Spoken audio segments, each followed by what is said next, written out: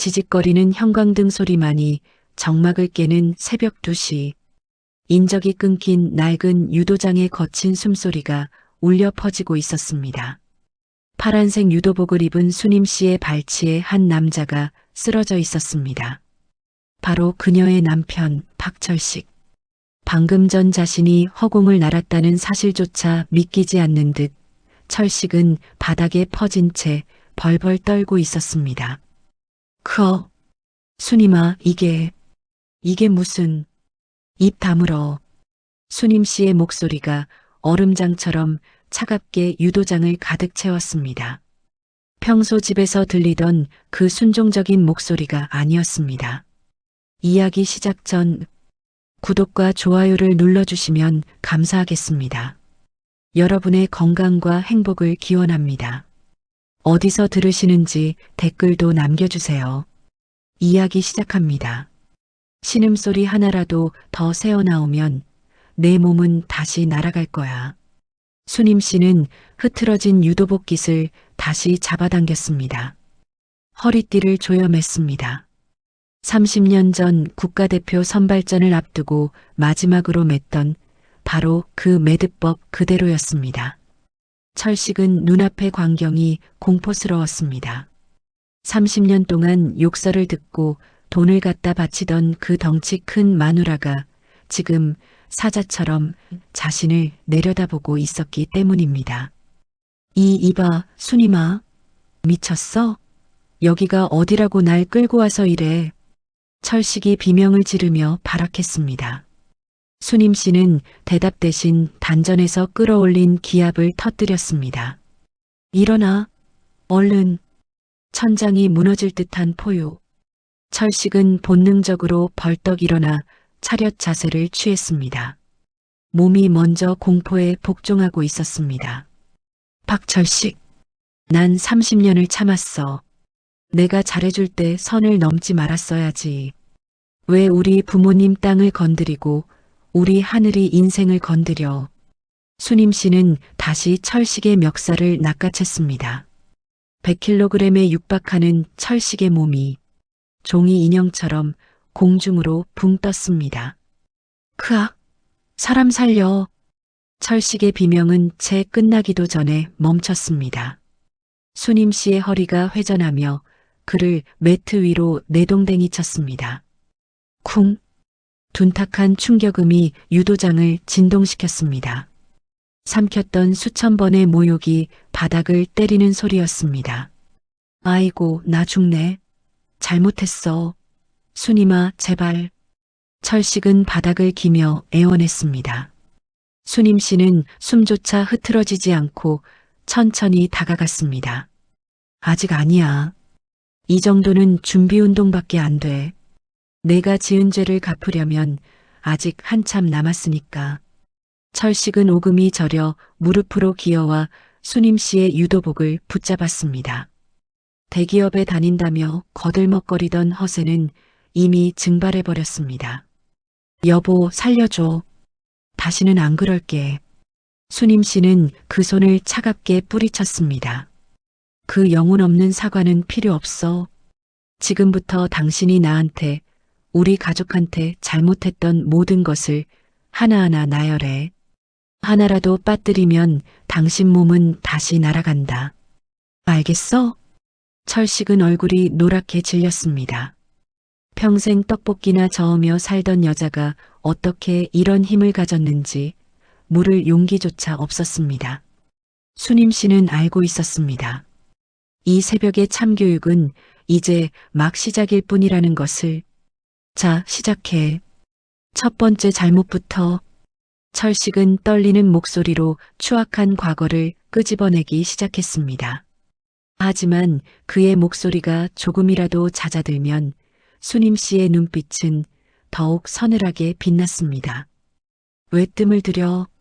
기억이 안 나? 그럼 몸으로 기억나게 해줘야겠네.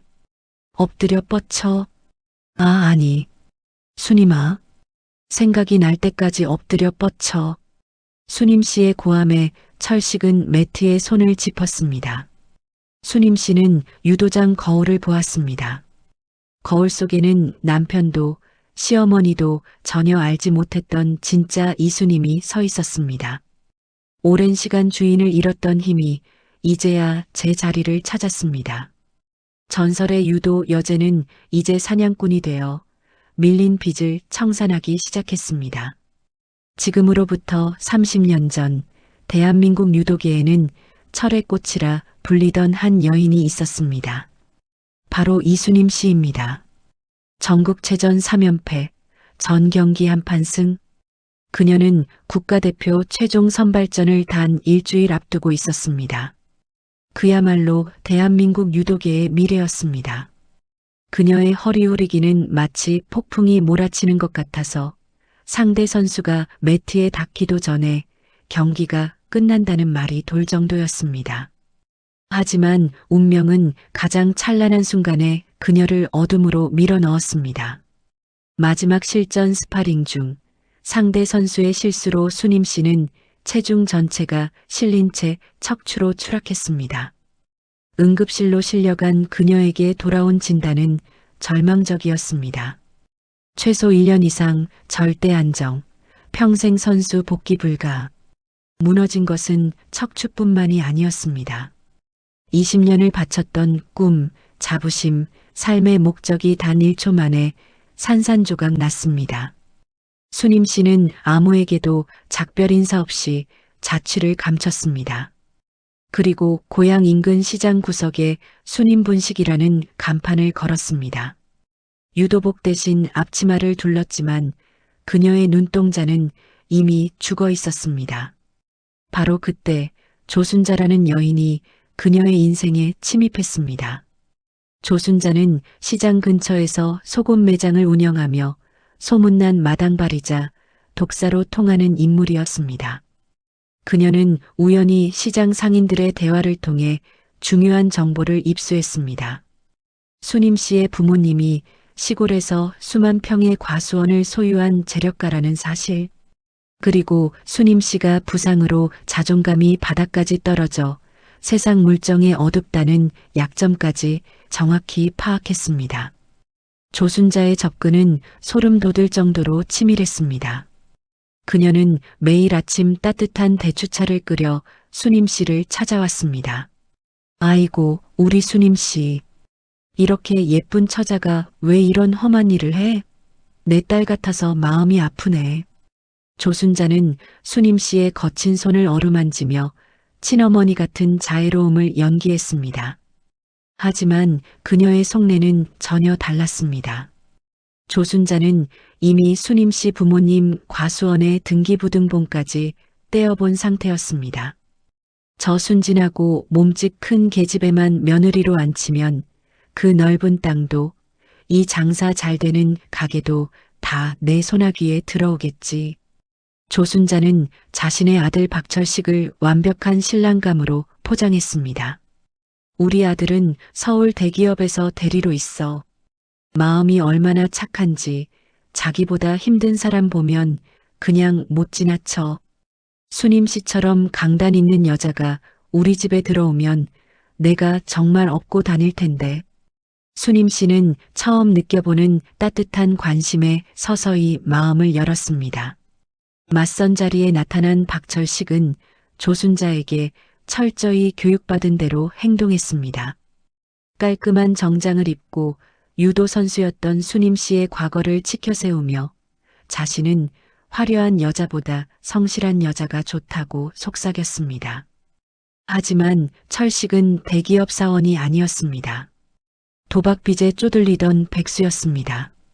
결혼식은 번개처럼 진행되었습니다. 조순자는 수님 씨 부모님이 마음을 바꾸기 전에 서둘러 예식을 올렸습니다. 결혼식 당일 수님 씨는 다시 행복해질 수 있을 거라 믿으며 수줍게 웃었습니다. 그러나 그 웃음은 신혼여행에서 돌아와 시댁 문턱을 넘는 순간 비명으로 바뀌었습니다. 집에 들어서자마자 조순자는 수님 씨가 가져온 혼수 리스트를 바닥에 내팽개쳤습니다.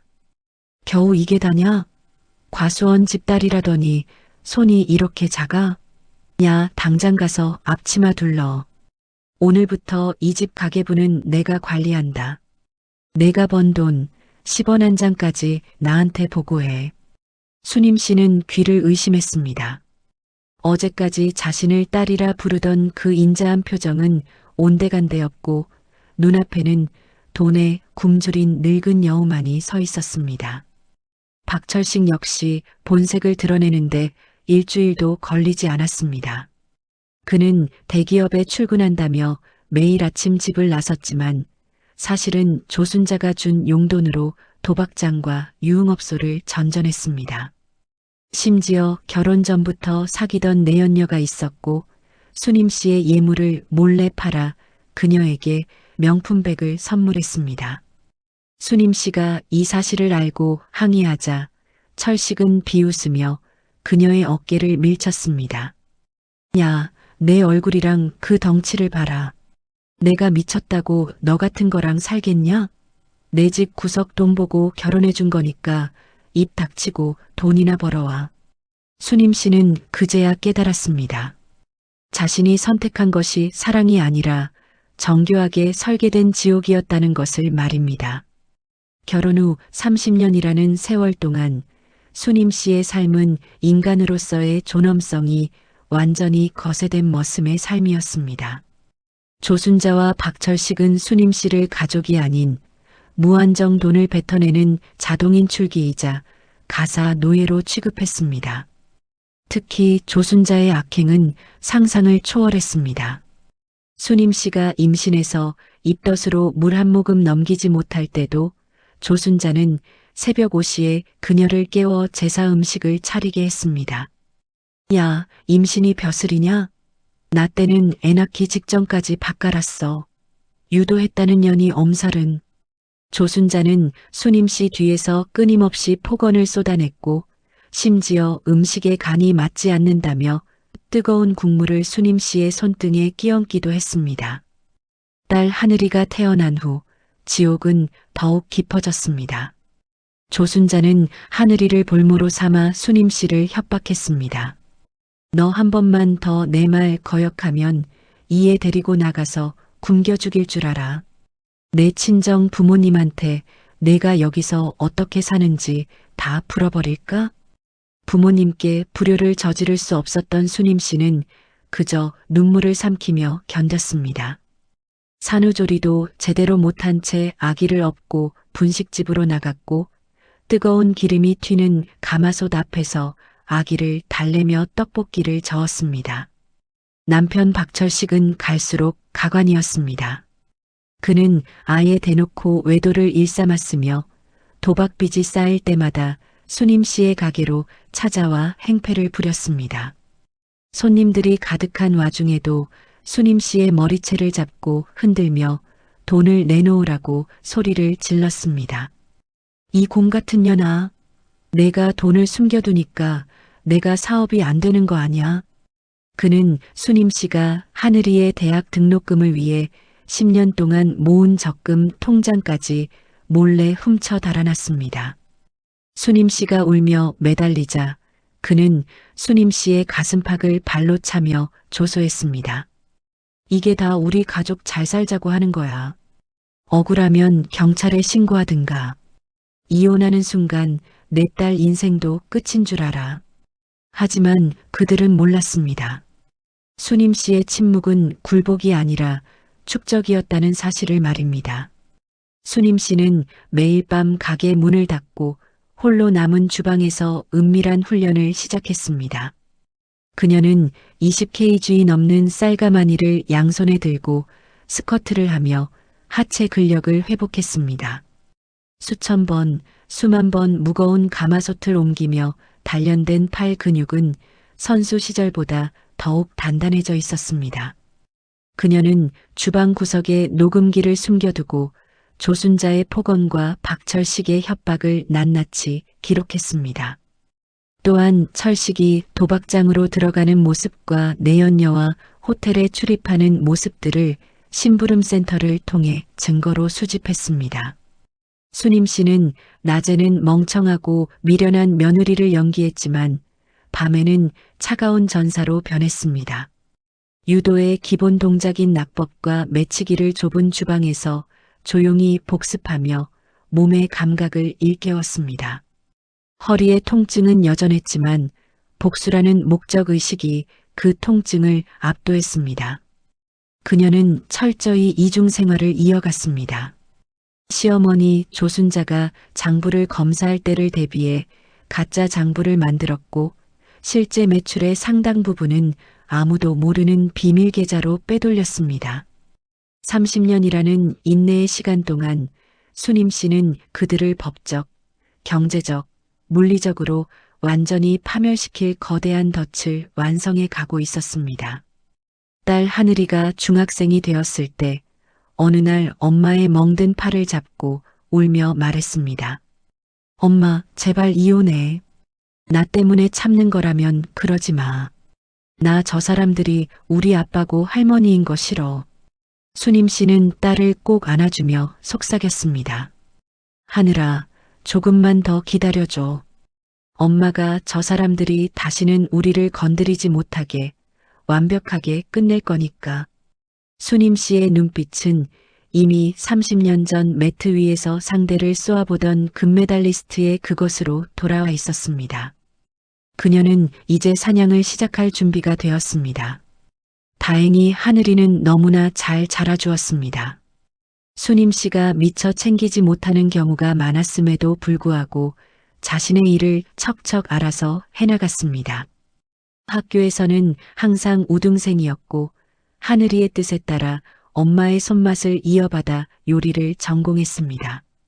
시간이 흘러 딸 하늘이가 유명 호텔의 셰프로 당당히 취직하던 날 수님 씨는 생애 처음으로 깊은 안도감을 느꼈습니다. 이제 딸은 스스로를 지킬 수 있는 힘을 갖게 된 것입니다. 사실 수님 씨가 이혼하지 않고 참은 이유는 단 하나였습니다. 바로 하늘이 때문이었습니다. 하늘이가 어렸을 때 수님 씨는 우발적으로 자신을 폭행하려던 남편 철식을 방어하기 위해 유도 기술을 사용했다가 철식의 팔이 부러지는 사고가 발생했습니다. 이때 비열한 철식과 조순자는 이를 가정폭력으로 몰아세우며 수님 씨를 협박했습니다. 야, 이수님, 너 국가대표 선수 출신이라며? 선수가 일반인 패면 가중 처벌인 거 몰라? 너 감옥 가고 싶어? 하늘이년 인생에 폭력배 엄마 딱지 붙여줄까? 철식은 맘만 먹으면 이런 일로 가정폭력 당했다고 소문내고도 남을 인간이었습니다. 이것이 하늘이에게 조심스러웠습니다. 또한 수님 씨는 늘 이런 생각을 했습니다. 자신이 이혼을 하게 되면 이혼녀의 딸로 살아가야 할 하늘이 아버지 없는 아이라는 낙인, 학교에서 동네에서 받을 손가락질, 하늘이의 모든 미래에 자신의 이혼이 걸림돌이 될 것만 같았습니다. 이 모든 것이 수님 씨를 주저앉게 만들었습니다. 수님 씨는 차라리 참기로 했습니다. 이것이 정답이라고 생각했습니다. 자신은 노예처럼 살더라도 하늘이만큼은 당당하게 키우고 싶었습니다. 그러다가 하늘이가 이혼을 설득하자 수님 씨는 자신이 참고 가정을 지키는 것이 정답이 아니었다는 것을 알게 되었습니다. 하늘이는 고등학교 때 자신의 마음을 수님 씨에게 가감없이 다 표현했습니다. 수님 씨는 자신이 정답이라고 여겼던 이혼 없는 가정이 사실은 하늘이 인생에서 완전히 베어버리고 싶은 썩은 부분이었다는 것을 알게 되었습니다. 그래서 수님 씨는 철저하게 준비했습니다. 철식의 도박, 횡령, 외도, 조순자의 협박, 학대, 재산 갈취, 하나하나 빈틈없이 기록했습니다. 법적으로 완벽하게 이기기 위해서였습니다. 성급하게 움직였다가 오히려 딸에게 상처만 주고 실패할 수는 없었습니다. 또한 수님 씨는 하늘이가 독립할 때까지 기다렸습니다. 하늘이가 경제적으로 자립하고 정서적으로도 성숙해질 때까지, 엄마 없이도 혼자 살아갈 수 있을 때까지, 그때가 되어야만 수님 씨는 자유롭게 복수할 수 있었습니다. 하늘이가 독립하는 그날, 나도 이 지옥에서 독립한다. 수님 씨는 그렇게 마음먹고 30년을 버텼습니다. 그리고 드디어 그날이 왔습니다. 하늘이는 첫 월급을 타자마자 엄마를 백화점으로 데려가 작은 금반지를 선물했습니다. 엄마, 평생 고생만 한 엄마 손에 이거 꼭 끼워주고 싶었어. 이제는 엄마 자신을 위해 살아. 수님 씨는 눈시울이 붉어진 채 그 반지를 손가락에 끼웠습니다. 그것은 단순한 장신구가 아니었습니다. 30년 지옥을 견뎌낸 훈장이었습니다. 하지만 그 행복은 단 하룻밤도 가지 못했습니다. 술에 취해 들어온 박철식이 수님 씨의 손에서 반짝이는 반지를 발견한 것입니다. 어허, 이 여편네 봐라. 돈 없다면서 이런 건 잘도 차고 있네. 이거 팔면 오늘 밤 판돈은 나오겠어.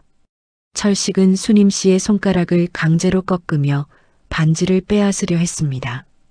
수님 씨가 필사적으로 저항하자 옆방에서 자고 있던 조순자까지 뛰어나와 합세했습니다. 아, 이 도둑년아. 남편이 사업 자금으로 쓰겠다는데 어디서 감히 반항이야? 어머니, 이 반지는 안 돼요. 하늘이가 내 딸년이지 어미만 사줬단 말이지? 허허. 내 딸년이 돈 좀 번다고 이제 시어미가 우스워 보이지? 조순자는 수님 씨의 머리채를 휘어잡았고 철식은 수님 씨의 배를 걷어찼습니다. 그 순간 철식의 입에서 나오지 말아야 할 말이 튀어나왔습니다. 내일 당장 내 친정 내려가서 그 과수원 땅 서류 가져와. 안 그러면 하늘이년 호텔 게시판에 이 여자는 도둑년의 자식이라고 다 소문낼 거니까. 그 호텔 주방 내가 엎어버리는 건 일도 아니야. 딸의 꿈과 미래를 짓밟겠다는 협박. 그것은 30년 동안 수님 씨를 지탱해온 마지막 인내의 끈을 끊어버리는 칼날이었습니다. 수님 씨는 흙먼지 묻은 바닥에 주저앉아 고개를 숙였습니다. 그녀의 어깨가 떨리기 시작했습니다. 조순자와 박철식은 그것이 두려움의 눈물인 줄 알고 비웃었지만 그것은 30년간 억눌려온 맹수의 포효를 참는 전율이었습니다. 그녀의 온몸이 열기로 휩싸였습니다. 그래, 알았어. 내일 밤 10시까지 준비할게. 수님 씨의 목소리는 소름 끼칠 정도로 차분했습니다. 조순자와 박철식은 순간 소름이 돋았지만 이내 아무렇지 않게 방 안으로 들어갔습니다. 그녀는 그들이 방으로 들어간 뒤 조용히 핸드폰을 꺼내 30년간 가슴속에만 묻어두었던 번호를 눌렀습니다. 과거 그녀를 경애하던 후배이자 현재는 시 유도 회장이 된 동석이었습니다. 동석아, 나다. 이수님. 전화기 너머 동석 씨의 목소리는 경악과 반가움으로 떨렸습니다. 30년 만의 연락. 동석은 그간의 안부를 묻고 싶었지만 수님 씨의 차분하고 단호한 목소리에 압도되어 더 이상 묻지 않았습니다. 내가 너한테 맡겼던 사물함 아직 그대로지? 내일 밤 10시 내 도장으로 갈게. 문 열어둬. 그리고 박철식한테 연락해서 장인어른 땅 서류가 거기 있다고 유도장으로 유인해줘. 수님 씨는 전화를 끊고 창밖을 바라봤습니다. 30년을 참았습니다. 딸이 독립할 때까지, 완벽한 증거를 모을 때까지, 법적으로 한 방에 끝낼 수 있을 때까지, 그리고 이제 그들이 마지막 선을 넘었습니다. 딸의 미래를 건드렸습니다. 부모님의 땅을 건드렸습니다. 이제 참을 이유가 없었습니다. 다음 날 밤 10시 도심 외곽의 한 유도장. 텅 빈 매트 중앙에 한 여인이 서 있었습니다. 그녀는 30년 전 그날처럼 빳빳하게 풀이 죽은 파란색 유도복을 입고 검은 띠를 단단히 조염했습니다. 이윽고 도장문이 거칠게 열리며 박철식과 조순자가 들이닥쳤습니다. 아, 이수님, 서류는 어디 있고 무슨 미친 짓이야? 철식은 상황 파악을 못한 채 비웃으며 수님 씨에게 다가갔습니다. 그가 수님 씨의 멱살을 잡으려 손을 뻗는 순간 공기의 흐름이 바뀌었습니다. 수님 씨의 손이 번개처럼 철식의 손목과 깃을 낚아챘습니다. 30년간 가마솥을 들고 떡볶이 판을 닦으며 길러온 압도적인 악력, 철식의 비명이 터져 나왔습니다. 으악, 이거나, 이 미친년이. 하지만 수님 씨의 발은 이미 철식의 무게중심 깊숙이 파고든 상태였습니다. 그녀의 허리가 강하게 튕겨 올랐고 100kg 넘는 철식의 체구가 허공에서 거대한 포물선을 그리며 날아올랐습니다. 쾅! 유도장 바닥이 울릴 정도의 굉음과 함께 철식은 매트에 처박혔습니다. 단 한 번의 움직임, 완벽한 한판이었습니다. 조순자는 그 광경을 보고 비명을 지르며 주저앉았습니다. 수님 씨는 차가운 눈빛으로 내려다보며 입을 열었습니다. 박철식, 조순자. 30년 동안 내 집에서 잘 먹고 잘 놀았지? 이제 그동안 밀린 이용료를 정산해 줄게. 내 방식대로. 사냥개들의 시대는 끝났고 전설적인 포식자의 심판이 시작된 순간이었습니다. 쿵! 유도장 바닥을 울린 거대한 굉음. 매트 위로 처박힌 철식은 허연 거품을 내뱉었습니다. 컥? 컥? 이수님, 너 진짜. 철식이 겨우 정신을 차리고 몸을 일으키려던 찰나였습니다. 수님 씨의 그림자가 그의 시야를 완전히 뒤덮었습니다. 일어나. 아직 정산 안 끝났어. 수님 씨의 목소리는 낮았지만 묵직했습니다. 그녀는 비틀거리는 철식을 억지로 일으켜 세우더니 오른쪽 다리를 철식의 가랑이 사이로 깊숙이 밀어 넣었습니다. 유도 기술 중에서도 밧다리 후리기의 예비 동작이었습니다. 이거나 놓으라고. 이 미친 괴물 같은 년아. 철식이 주먹을 휘두르며 발악했지만 수님 씨의 상체는 바위처럼 요지부동이었습니다. 오히려 그녀의 손등에 굵은 핏줄이 돋아나며 철식의 몸을 자신 쪽으로 바짝 끌어당겼습니다. 괴물? 그래, 너희가 나를 그렇게 만들었지.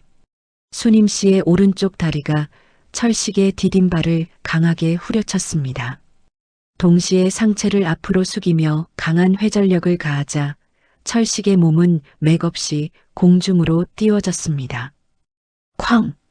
다시 한번 유도장이 울렸습니다. 옆에서 지켜보던 조순자는 제 아들이 짐짝처럼 내동댕이 쳐지는 광경에 실성한 듯 소리를 질렀습니다. 아이고, 전현이 드디어 사람 잡네. 경찰 불러. 당장 경찰 부르라고. 수님 씨는 고개를 돌려 조순자를 차갑게 쏘아봤습니다. 그 눈빛에 조순자는 지팡이를 떨어뜨리며 뒷걸음질 쳤습니다. 경찰? 부르세요. 당신 아들이 내 명의로 몰래 받은 사채 내역서, 우리 부모님 협박해서 땅 가로채려던 위조 서류, 가리고 당신이 내 가게 돈 빼돌려 쓴 장부까지 전부 경찰한테 넘겨주기 딱 좋겠네요. 수님 씨는 다시 바닥을 기어가는 철식의 목덜미를 움켜쥐었습니다. 짐승의 목덜미를 잡듯 그를 끌어다 도장 한복판에 세웠습니다. 철식은 이제 공포에 질려 눈물과 콧물이 범벅이 된 채 손이 발이 되도록 빌기 시작했습니다. 수님아, 여보. 내가 잘못했어. 그 서류 다 돌려줄게. 제발 한 번만. 내가 감히 내 딸의 미래를 약점 삼아 협박했지? 이혼한 부모 밑에서 자란 자식이라고 소문내겠다고? 박철식, 똑똑히 알아둬. 하늘이는 너 같은 아버지를 둔 게 아니라 나 같은 어머니가 있다는 걸 자랑스러워하게 될 거야. 수님 씨는 마지막 힘을 모아 철식의 멱살을 잡고 몸을 낮췄습니다. 유도 기술의 정점인 업어치기. 자신의 어깨 너머로 철식의 거구를 짊어지고 그대로 바닥을 향해 꽂아내렸습니다. 쾅! 타격음이 유도장을 메웠습니다. 철식은 이제 손가락 하나 까딱할 힘도 없이 매트 위로 늘어졌습니다. 수님 씨는 거친 숨을 내쉬며 흐트러진 검은 띠를 고쳐맸습니다.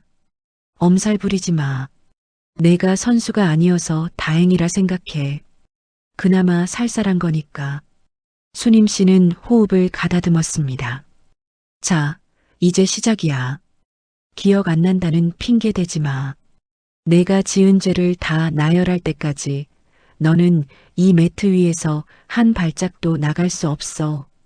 철식은 수님 씨가 호흡을 가다듬는 순간을 틈타 바닥을 기며 필사적으로 빠져나가려 했습니다. 입에서는 침이 질질 흘러내렸습니다.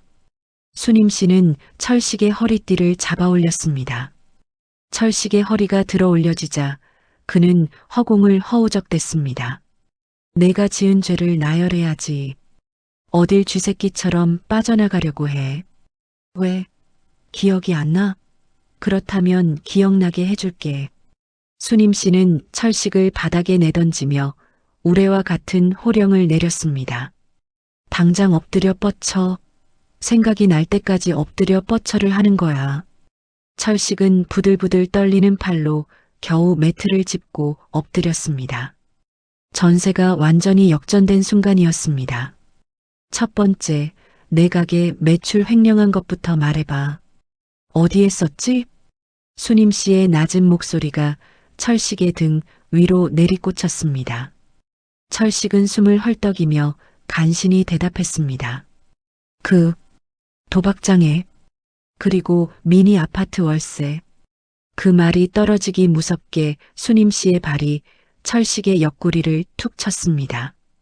가벼운 동작이었지만 철식은 옆으로 굴러나갔습니다. 살려줘. 다 말했잖아. 겨우 그게 다야? 내 가게 명의로 대출받은 5억, 그거 어디 갔냐고. 철식은 눈물 콧물을 질질 흘리며 엎드려 뻗쳐를 하며 일어나기를 반복했습니다. 입으로는 자신이 지은 죄를 끊임없이 나열해야 했습니다. 하늘이 대학 등록금 훔친 것, 부모님 땅에 몰래 근저당 설정하려던 것, 수님 씨를 때린 것, 욕설한 것, 내연녀에게 쓴 돈. 한 가지씩 토해낼 때마다 철식의 목소리는 더욱 비참해졌습니다. 수님 씨는 차갑게 지켜보았습니다. 전설의 유도 여제는 이제 사냥을 끝낸 맹수처럼 먹잇감을 내려다보며 차가운 심판의 서막을 열었습니다. 박철식은 부들부들 떨리는 팔로 유도장 매트를 짚고 엎드려 있었습니다. 이마에서 떨어진 땀과 눈물이 매트를 적셨지만 수님 씨의 서슬퍼런 기운에 고개조차 들 수 없었습니다. 옆에서 비명을 지르던 조순자 역시 유도장 구석에서 공포에 질린 채 입만 벙긋거리고 있었습니다.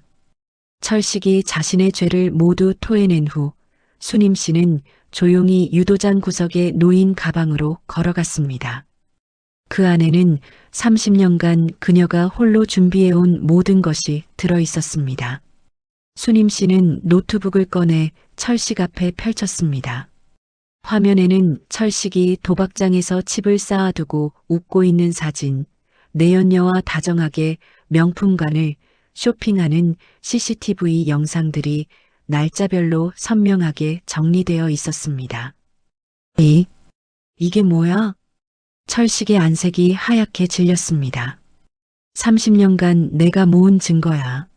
내가 횡령한 자금 흐름, 어머니가 우리 부모님 땅을 담보로 사채를 끌어 쓰려던 녹취록, 그리고 두 사람이 공모해서 내 재산을 가로채려 했던 모든 증거. 바로 그때 유도장 문이 열리며 정장을 입은 두 명의 남자가 걸어 들어왔습니다. 수님 씨가 한 달 전부터 준비해둔 변호사들이었습니다. 이수님 씨 의뢰하신 대로 서류 준비 완료했습니다. 변호사가 서류 뭉치를 매트 위에 내려놓았습니다. 조순자가 비명을 지르며 서류를 낚아채려 했지만 다른 변호사가 차갑게 가로막았습니다. 조순자 씨, 박철식 씨, 이미 이 사건은 형사 고발 절차를 마쳤습니다. 특정경제범죄 가중처벌 등에 관한 법률 위반, 사기, 그리고 협박. 당신들이 저지른 죄목입니다. 특히 장인어른의 인감도장을 도용해 땅을 가로채려 한 것은 명백한 사문서 위조 및 행사죄에 해당합니다. 조순자는 지팡이를 내던지며 수님 씨에게 기어왔습니다. 수님아, 그래도 우리가 가족 아니냐? 내가 너를 딸처럼. 딸처럼? 수님 씨가 조순자의 말을 잘라버렸습니다. 조순자 씨, 당신은 나를 사람으로 본 적이 없어. 그저 당신 아들의 도박 자금을 대주는 화수분으로만 봤지. 수님 씨는 품 안에서 미리 작성된 서류를 꺼냈습니다. 이혼 서류와 재산 분할 각서야. 당신들이 나한테서 뺏어간 모든 돈, 그리고 우리 부모님 땅에 설정된 가등기 해제 서류. 이거 사인 안 하면 지금 바로 밖에서 대기 중인 경찰관들한테 이 영상들 다 넘길 거야. 그럼 당신 아들은 최소 10년은 못 나와. 철식은 사색이 되었습니다. 감옥이라는 단어에 그는 정신없이 펜을 들었습니다. 조순자가 안 돼, 이놈아. 저걸 주면 우린 길바닥에 나앉아. 라며 말렸지만 수님 씨의 서늘한 눈빛이 조순자를 향하자 그녀는 힉소리를 내며 뒤로 넘어졌습니다. 철식이 비굴하게 서류에 도장을 찍는 동안 수님 씨는 창밖을 내다봤습니다. 새벽의 푸르스름한 공기가 밝아오고 있었습니다. 30년 동안 그녀를 짓눌렀던 거대한 성벽이 모래성처럼 허무하게 무너져 내리고 있었습니다. 구석에서 지켜보던 동석이 조심스럽게 물었습니다. 누님 제가 뭘 도와드릴까요? 수님 씨는 고개를 저었습니다. 동석아, 너는 이미 충분히 도와줬어. 유도장 빌려주고 저 인간 유인해준 것만으로도 고마워. 나머지는 내가 30년 동안 혼자 준비한 거야. 동석은 감탄 어린 눈빛으로 수님 씨를 바라봤습니다. 30년 전 매트 위를 지배하던 그 전설이 인생이라는 더 큰 매트에서도 완벽한 한판승을 거두고 있었습니다. 변호사가 서류를 확인하고 고개를 끄덕였습니다. 이수님 씨, 모든 절차 완료되었습니다. 아파트 계약은 이미 해지했고 보증금은 의뢰인 계좌로 환수 조치했습니다. 이제 두 사람이 돌아갈 곳은 없습니다. 수님 씨는 마지막으로 바닥에 엎드린 철식을 내려다봤습니다. 30년 동안 무서워했던 그 남자는 이제 그저 비겁하고 초라한 범죄자에 불과했습니다. 박철식, 조순자, 내일부터 내 눈앞에 그리고 우리 하늘이 앞에 나타나지 마. 만약 한 번이라도 더 내 가족을 건드리면 그땐 오늘처럼 매트가 아니라 차가운 감옥 바닥에서 살게 될 거야. 알겠어? 수님 씨는 뒤도 돌아보지 않고 유도복 깃을 여미며 밖으로 걸어나갔습니다. 뒤편에서 수님아, 제발 하고 울부짖는 철식의 비명소리가 들려왔지만 그 소리는 이제 새벽 공기에 씻겨 내려가는 소음일 뿐이었습니다. 유도장 문을 열자 그곳에는 딸 하늘이가 차를 대놓고 기다리고 있었습니다. 하늘이는 엄마의 파란색 유도복 차림을 보며 환하게 웃었습니다. 엄마 고생했어. 이제 진짜 우리 집으로 가자. 수님 씨는 딸의 손을 꼭 잡았습니다. 30년 만에 처음으로 그녀의 허리가 구부정하지 않고 꼿꼿하게 펴져 있었습니다. 전설의 귀환이자 새로운 인생의 시작이었습니다. 유도장의 무거운 문이 닫히고 박철식과 조순자가 그 차가운 매트 위에 버려진 뒤 수님 씨의 복수는 멈추지 않는 전차처럼 정교하게 가동되었습니다. 가장 먼저 무너진 것은 시어머니 조순자가 신성시하던 기생의 성벽이었습니다. 수님 씨는 조순자가 거주하던 아파트의 임대차 계약자가 본인임을 이용해 즉각 계약 해지를 통보했습니다. 퇴거 당일 조순자는 평소 며느리를 종부리듯 하던 기세는 온데간데 없이 집행관들 앞에서 바닥을 뒹굴며 통곡했습니다. 이게 누구 집인데? 내 아들이 사준 집이야. 이 무식한 덩치년이 어디서 감히. 조순자는 지팡이를 휘두르며 발악했지만 법은 냉정했습니다.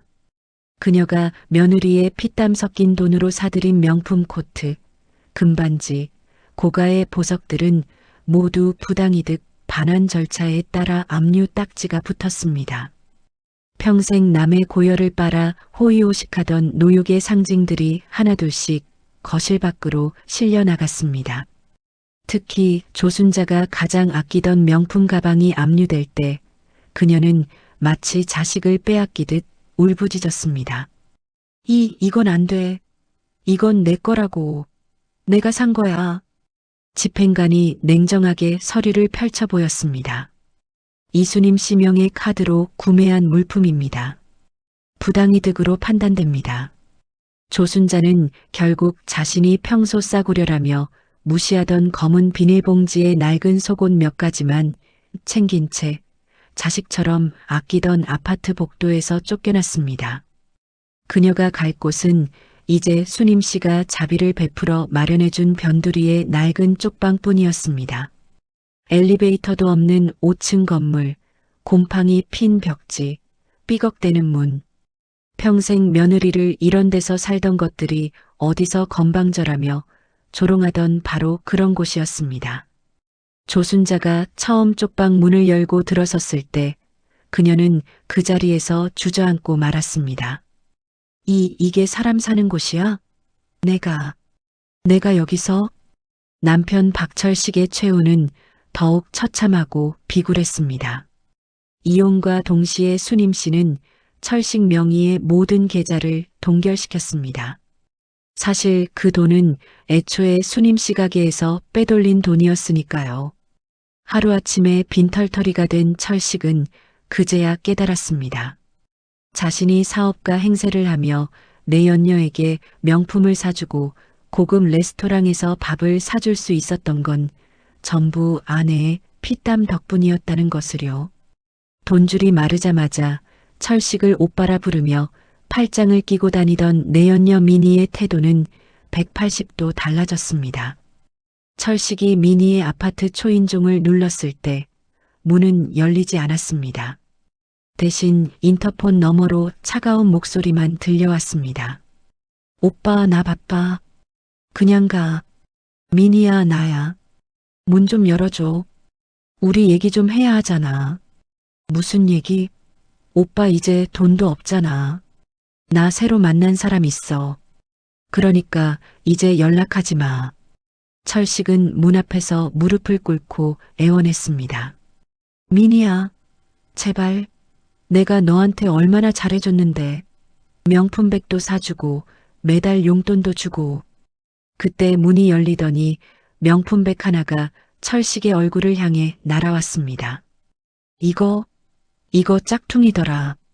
감정 맡겼거든. 오빠가 나한테 준 게 다 가짜였어. 가난뱅이 백수 주제에 무슨 사업가 코스프레야. 꺼져. 쾅. 문이 닫히는 소리와 함께 철식의 자존심도 산산조각 났습니다. 사실 명품백은 진품이었지만 수님 씨가 미리 미니에게 익명으로 가품 의심 제보를 해둔 것이었습니다. 가품 감정소는 수님 씨가 돈을 주고 매수한 곳이었고요. 설상가상으로 도박 빚쟁이들이 철식을 찾아다니기 시작했습니다. 수님 씨가 후배 동석을 통해 은밀히 정보를 흘린 것입니다. 박철식 씨 부인이 이혼했대요. 이제 아무도 빚 갚아줄 사람 없답니다. 빨리 받아내는 게 좋을 거예요. 어느 날 저녁 철식이 허름한 고시원 계단을 올라가는데 뒤에서 굵은 목소리가 들려왔습니다. 박철식 씨 맞죠? 3천만 원 언제 갚으실 건가요? 철식은 혼비백산에서 계단을 뛰어 올라갔지만 다른 빚쟁이가 위에서 기다리고 있었습니다. 어디 가세요? 저도 박 씨 찾고 있었는데. 철식은 그날부터 매일 밤 도망 다니는 신세가 되었습니다. 고시원에도 제대로 못 들어가고 찜질방을 전전하며 숨어 지냈습니다. 어느 날 저녁, 너무 배가 고파 편의점에서 컵라면으로 저녁을 때우고 있을 때였습니다. TV에서 뉴스가 흘러나왔습니다. 요즘 SNS에서 화제가 되고 있는 수님과 떡볶이의 이수님 대표님을 만나보겠습니다. 철식은 컵라면을 떨어뜨렸습니다. 화면에는 깔끔한 정장을 입고 환하게 웃는 수님 씨가 자신의 식당 안에서 인터뷰를 하고 있었습니다. 힘든 시간도 있었지만 포기하지 않으면 반드시 기회가 옵니다. 저처럼요. 옆에는 셰프복을 입은 딸 하늘이가 자랑스럽게 엄마의 어깨에 손을 얹고 있었습니다. 철식은 당장 핸드폰으로 수님과 떡볶이를 검색해 보았습니다. 그동안 무슨 일이 벌어졌는지 수님과 떡볶이는 이미 유명세가 하늘을 찌르고 있었습니다. 철식의 손이 부들부들 떨렸습니다. 자신이 곰이라 부르며 짓밟았던 여자가 이제는 성공한 사업가로 TV에 나오고 있었습니다. 그리고 자신은 컵라면조차 제대로 먹지 못하고 빚쟁이에게 쫓기는 신세가 되었습니다. 내가 어쩌다 이렇게 됐지? 하지만 답은 이미 정해져 있었습니다. 자신이 30년 동안 아내를 어떻게 대했는지 이제 그 대가를 치르고 있을 뿐이었습니다. 그로부터 1년 뒤 시장통에 낡고 좁았던 수님 분식은 대한민국 외식업계의 신화가 된 수님과 떡볶이 본사 건물로 탈바꿈했습니다.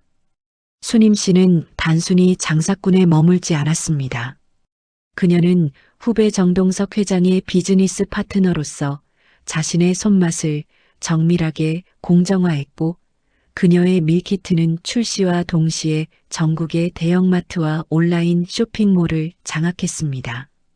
수님과 떡볶이 -30년 인내의 맛이라는 슬로건은 단순한 마케팅 카피가 아니었습니다. 그것은 절망 속에서도 포기하지 않은 한 여성의 진짜 이야기였고 사람들은 그 진정성에 열광했습니다. 하지만 사람들을 가장 경악하게 만든 것은 사업적 성공보다 수님 씨 자신의 변화였습니다. 늘 굽어있던 등은 유도 선수 시절처럼 대나무처럼 꼿꼿해졌고 사람들의 눈치를 보며 흐릿하게 웃던 눈매는 이제 단단하고 기품 있는 광채를 내뿜었습니다. 그녀는 이제 더 이상 덩치 큰 미련 곰탱이가 아니었습니다. 자신의 인생을 유도 기술처럼 시원하게 맺히고 일어선 강인한 여성, 이수님 그 자체였습니다. 어느 청명한 가을날 수님 씨는 시골 부모님 댁을 찾았습니다. 사위에게 뺏길 뻔했던 수만 평의 과수원 땅에는 이제 수님 씨가 부모님을 위해 지어드린 아담하고 튼튼한 새집이 들어서 있었습니다. 마당에는 하늘이가 심은 코스모스가 가을바람에 하늘거리고 있었습니다. 수님아, 이리 와봐라. 아버지가 부르셨습니다. 수님 씨가 다가가자 아버지는 빨갛게 익은 사과를 정성스럽게 깎아 건네셨습니다. 아버지, 제가 깎아드릴게요. 아니다. 오늘은 내가 깎아주고 싶구나. 30년 동안 아비로서 너를 지켜주지 못해서 미안했다. 아버지의 눈가에 눈물이 맺혔습니다. 수님 씨는 아버지의 거친 손을 꼭 잡았습니다. 아버지 잘못이 아니에요. 제가 선택한 길이었고 저는 그 길에서 더 강해졌어요. 이제 저는 누구도 두렵지 않아요. 마당 한쪽에서 어머니와 하늘이가 야생초를 바라보며 이야기꽃을 피우고 있었습니다. 하늘이의 밝은 웃음소리가 가을 햇살처럼 따스하게 과수원을 채웠습니다. 그래, 이거야. 이게 내가 30년을 버틴 이유지. 수님 씨는 조용히 눈물을 닦았습니다. 그녀는 깨달았습니다. 강한 힘이란 누군가를 억누르기 위해서가 아니라 소중한 사람들을 지키고 나 자신의 존엄을 세우기 위해 존재한다는 것을 말입니다. 매주 주말 수님 씨는 동석의 유도관에서 특별한 강의를 이어가고 있었습니다. 바로 여성을 위한 실전 호신술이었습니다. 어느 토요일 오후 유도장에는 20대부터 60대까지 다양한 연령의 여성들이 모여 있었습니다. 그들의 눈빛에는 한 가지 공통점이 있었습니다. 바로 변화에 대한 갈망이었습니다. 그날 강의가 끝난 후 여러 여성들이 수님 씨에게 다가와 상담을 요청했습니다. 수님 씨는 한 명 한 명의 이야기를 진심으로 들어주었고 자신의 경험을 아낌없이 나눠주었습니다. 저녁이 되어 유도장을 나서는데 동석이 다가왔습니다. 누님 진짜 대단하십니다. 30년 전 매트 위의 전설이 이제는 인생의 전설이 되셨어요. 수님 씨는 웃으며 고개를 저었습니다. 동석아, 나는 전설이 아니야. 그냥 살아남은 사람이지. 아니에요, 누님. 누님은 살아남은 게 아니라 이겨낸 거예요. 그것도 완벽하게요. 석양이 지는 저녁, 수님 씨는 유도관 옥상에서 지는 해를 바라보았습니다. 저 멀리 도시의 불빛들이 하나둘 켜지기 시작했습니다. 어딘가에는 아직도 수님 씨처럼 고통받는 여성들이 있을 것입니다. 어딘가에는 자신의 힘을 잊고 사는 사람들이 있을 것입니다. 하지만 괜찮아. 나처럼 일어설 수 있어. 반드시. 수님 씨는 주머니에서 딸 하늘이가 선물한 금반지를 꺼내 햇살에 비춰봤습니다. 반지가 석양을 받아 찬란하게 빛났습니다. 30년 지옥을 견뎌낸 훈장. 그리고 새로운 인생의 시작을 알리는 신호탄. 이제 그녀의 등 뒤로는 굴욕적인 곰의 그림자가 아닌 세상을 향해 다시 포효하는 전설적인 여왕의 그림자가 길게 뻗어나가고 있었습니다. 30년 지옥의 정사는 완벽하게 끝났고 그녀의 진짜 인생은 이제 막 한 판승의 짜릿함과 함께 시작되었습니다. 이제 내 유도는 끝난 게 아니야. 이제부터가 진짜 시작이지. 그녀의 혼잣말이 저녁바람에 실려 멀리 퍼져나갔습니다. 당당하게 일어선 그녀의 발걸음 아래 새로운 계절이 숨을 쉬며 피어나고 있었습니다. 수님 씨는 유도복 깃을 여미고 계단을 내려갔습니다. 주차장에는 딸 하늘이가 차를 대놓고 환하게 웃으며 기다리고 있었습니다. 엄마, 오늘 저녁은 내가 특별히 준비했어. 엄마 좋아하는 갈비찜. 수님 씨는 딸의 손을 꼭 잡았습니다. 그래, 우리 하늘이. 집에 가자. 우리 집으로. 두 모녀는 손을 잡고 차에 올라탔습니다. 차가 출발하며 유도관의 불빛이 점점 멀어졌습니다. 하지만 수님 씨의 전설은 멀어지지 않았습니다. 오히려 더 많은 사람들의 가슴 속에서 희망의 불씨로 타오르기 시작했습니다. 곰이라 불렸던 여왕은 이제 진정한 자유를 얻었습니다.